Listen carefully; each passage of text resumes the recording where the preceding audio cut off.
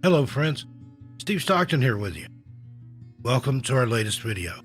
In this video, we bring you 3 more extremely bizarre and unexplained disappearances. Join me. Let's take a walk and see.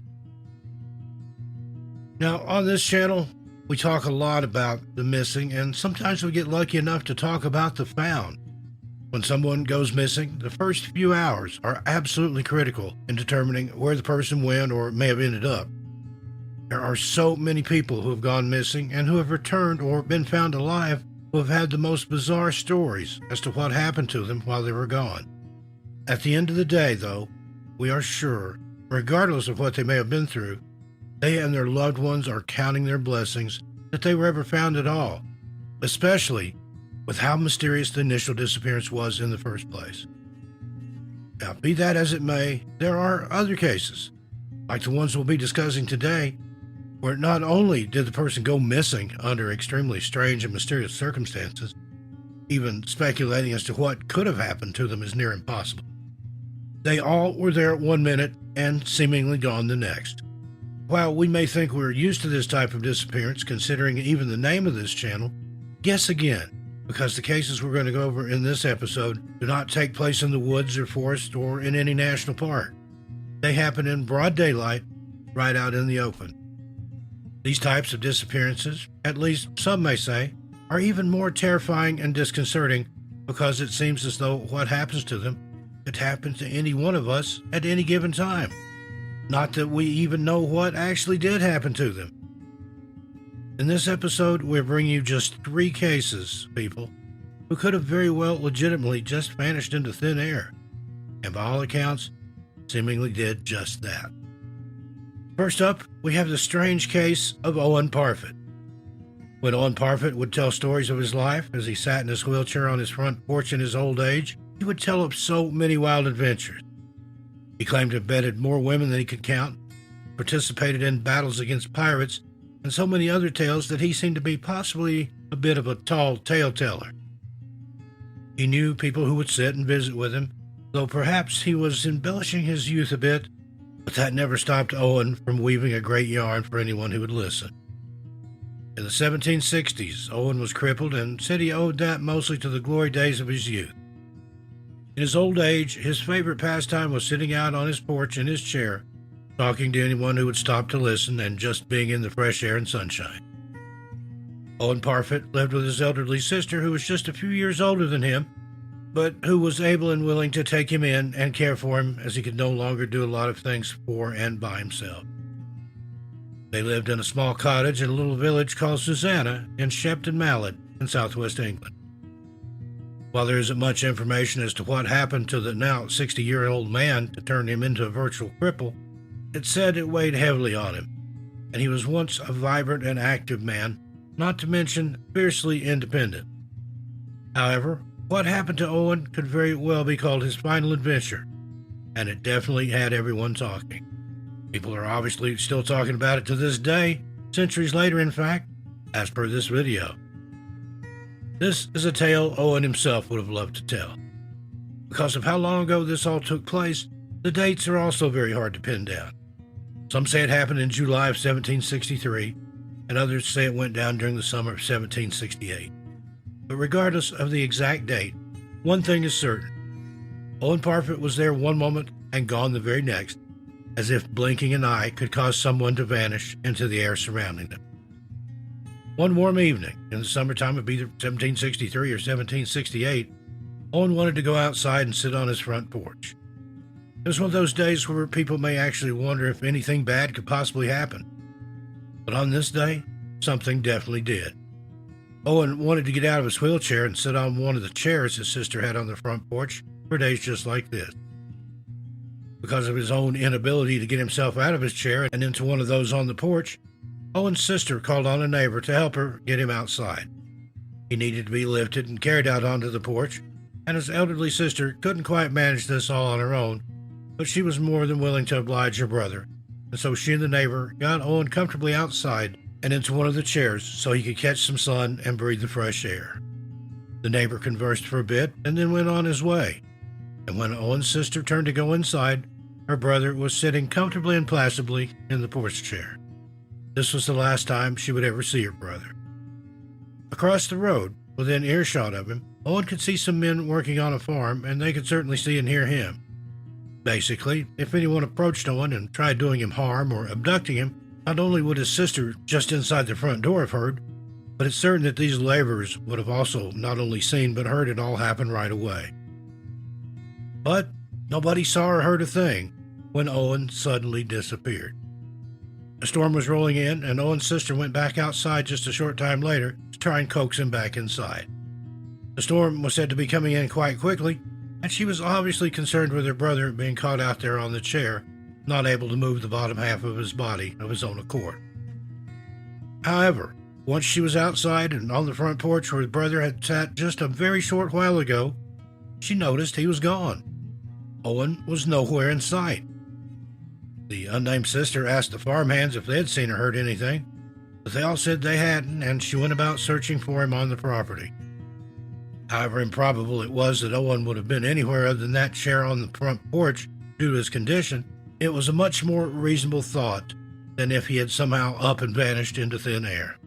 The sister got the farmhands and several neighbors to help her search the rest of the property and beyond, but it was all to no avail. Owen was simply nowhere to be found, and there was no rhyme or reason as to where he could have gone. There was no trace of him either, and this case still remains unsolved to this very day. So what in the world could have happened to Owen Parfett on that warm, sunny day so long ago? There are some theories floating around, of course, but keep in mind they are just that, theories, and there's no evidence to back any of them up. There was also no evidence of foul play. What do you think happened to Owen Parfett? Let us know in the comments. Up next, the bizarre disappearance of James Tedford. In the 1940s, a 56-year-old man named life as they knew it, and move on. And this is exactly what happened, too, when James returned from the war. He and Pearl seemed to be more in love than ever before and were happy to have been reunited, and that James returned in one piece. There were no signs at all that would account for what happened next. It seems James Tedford isn't the only one in this story to have disappeared seemingly without a trace. Shortly after returning home from his tour of duty, James walked into his house one day to find an odd scene. Pearl was nowhere to be found, and she should have been there and had mentioned she would be going anywhere. She always let James know where she was going and when she would be back. It seems, however, that perhaps Pearl herself wasn't aware she would be going anywhere, as there was half-prepared dinner out on the kitchen counters, reasoning that Pearl herself had been in the process of putting it all together and cooking it for the two of them, when something interrupted her. Because everything else was in order, and despite this being very unlike his wife, James didn't panic at first, and just assumed that she had stepped out, perhaps having forgotten an ingredient for the dinner she was preparing, or something of that nature. He waited for her to return, but she never did. By the time nightfall rolled around and Pearl still hadn't returned, James decided to go and speak to some of his neighbors to see if any of them had seen her that day. More than a few friends and neighbors told James they had seen Pearl at the local Amoco station earlier in the afternoon and that she seemed perfectly normal. She was her polite and friendly self to all who encountered her. She was even said to have been in good spirits and not in the least under any duress at all. The next day, though, when she still hadn't returned and he hadn't heard from her, James finally notified the local police. The authorities immediately went to the Tedford home to investigate and question James, but they could find no trace of Pearl anywhere in the home or on the property and surrounding areas. It was as though she were standing at the kitchen counter preparing a meal for her and her husband, and poof, vanished into thin air. The authorities almost immediately started to speculate that perhaps Pearl had run off on James, but that didn't make much sense, as she hadn't left a note, and furthermore, why in the world would she leave behind the half-prepared meal? Also, her demeanor that day, as described by people who knew her, some of whom knew her very well, didn't lend credence to her having just got up and run off on her husband and her life. Pearl was never seen or heard from again, and this, understandably, threw James into a deep, dark depression. He was almost despondent, and missed his wife and mourned for her tirelessly. He could never understand what could have possibly have happened to her to have made her leave the way she did and with no evidence left behind. He would sit and stare at the wall, almost non-blinking, for hours on end, and went days without even so much as moving out of his chair. Eventually, it all became too much for James, and he couldn't stand to be in the house he once shared with his beloved and missing wife anymore. In 1947, he moved to the Soldiers' Retirement Home in Bennington, Vermont. It's said that while here, he made no attempt to make friends and basically kept to himself all the time. He did have a few relatives left, but they lived about 8 hours away by bus in St. Albans, Vermont. The trip was long and went through a pretty rugged wilderness area throughout Route 7 at the time. James did go and visit them every once in a while for a change of scenery, but he was never able to fully recover from Pearl's vanishing act, and it was like he was a whole different person altogether.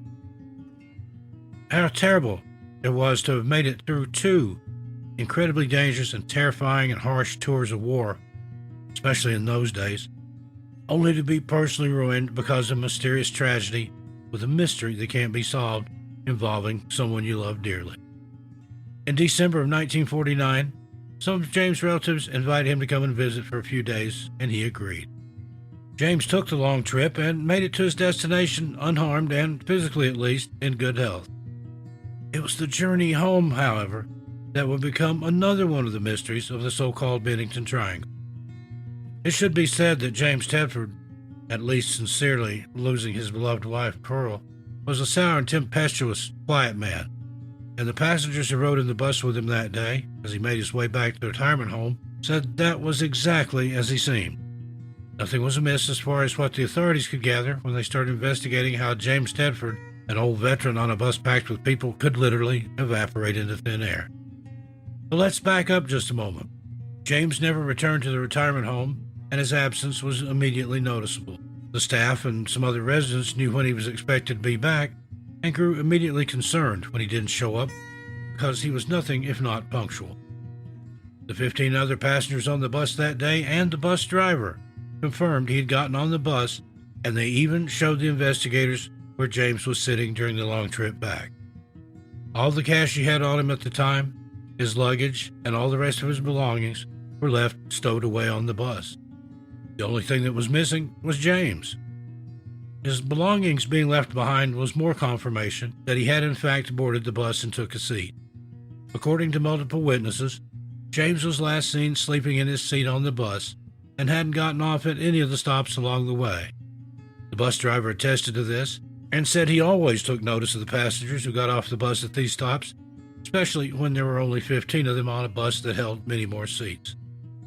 However, it's also said that aside from his boarding, taking his seat, and then being seen sleeping soundly, James was pretty nondescript, and there was no other reason for anyone to notice him or pay attention to what he was doing. Even still, if he didn't get off of that bus at any of the stops, how did he get off then? He certainly wasn't able to get out of or off of a moving bus without being noticed. It was also snowing very heavily at the time of his trip and disappearance. James Tedford is another person who seems to have been here one minute and gone the next. How does a whole entire person, a grown man, a soldier who was tough and gruff and made weary by life, who kept to himself and greatly missed his beloved wife, who also went missing mysteriously and seemed to vanish, how does he just disappear into thin air while on a crowded bus in front of 16 witnesses, including the bus driver? It should also be mentioned this disappearance took place in what is known today as the Bennington Triangle. The Bennington Triangle has allegedly claimed a known total of 5 people between the 5 short years of 1945 and 1950, and the disappearance and strange happenings continue to this day. And finally, we have the odd story of Martha Wright. Now, this story doesn't really have much to it, unfortunately, as many people find it to be an extremely fascinating case of an instantaneous vanishing. Another example of a disappearance that happened in a crowded place in broad daylight within sight of many witnesses. No rhyme or reason, no explanation, nothing but confusion, suspicion, and possibly fear left in the wake. Here's a little bit that we do know about the strange vanishing of Martha Wright. Sometime in the winter of 1975, Martha Wright and her husband Jackson were driving in the Lincoln Tunnel when their windows became too fogged up for either of them to be able to see out. Obviously, this was a problem for Jackson, who was the one driving, and the couple decided to pull over and get the fog off the windows so they could continue on their journey. Jackson took his arm and cleaned the windshield with the sleeves of his jacket and sent Martha around the back of the car to clean the side windows on the one side and the rear window as well. When Jackson Wright was finished with the windshield and side windows, he looked up and Martha was nowhere to be seen. She was simply gone. As you can imagine, if you've ever been in the Lincoln Tunnel or somewhere like it, there isn't anywhere for anyone to really go. To pull over in the tunnel in general, some may say is a dangerous thing to do as there isn't much room for such things, and it's normal for traffic to be moving at quite a swift pace as well. However, there were no other cars stopped, and upon further investigation, witnesses came forward and did say they had seen Martha wiping the back windshield of the car that day. This was to combat some speculation that she hadn't been in the car at all, and that this insane and illustrious, almost unbelievable story was something Jackson had merely concocted after doing something nefarious to his wife and as an attempt to conceal his crime.